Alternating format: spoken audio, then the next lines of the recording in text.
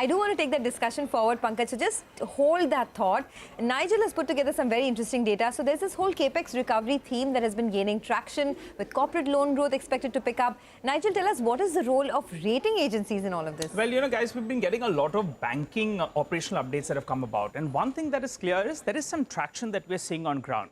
The question we're asking is, will rating agencies be a bit of an ancillary to this big loan growth that we're likely to see? First of all, the capex recovery is likely to take place in the coming year. If that's going to happen, then the corporate loan books will show growth. As of now, retail books are showing more traction.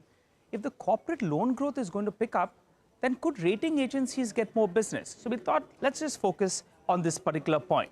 Now, depending on the kind of instrument, now I've reached out to various corporates, various rating agencies, and some banking names as well.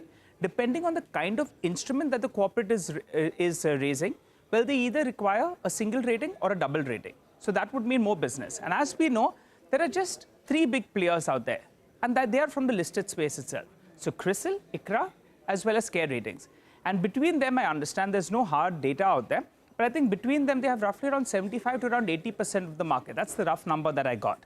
What works for rating agencies? Well, if there's going to be more business, then operating leverage will play out, because employee cost is the highest amount of their expenditure. That's point number 1. Second factor is they've been giving solid cash flows, the balance sheets are clean, and dividend yield has been very, very high for them as well.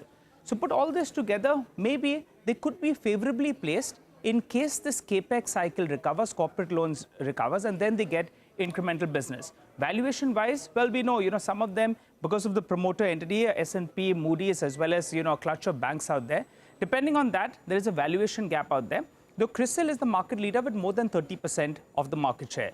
What are the other couple of aspects you need to note for these rating companies? Well, one is, if there's widespread growth, there is higher amount of corporates and it's spread among them, that's what leads to higher business.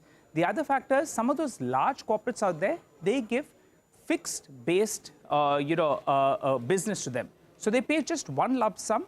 That would mean higher volumes. It may not translate into higher revenue. So just thought we'll put out this piece. Banking loan growth is likely to take off. Will rating agencies participate as well? Back to you guys. That's very interesting. Identifying a new theme potentially on the back of this entire corporate credit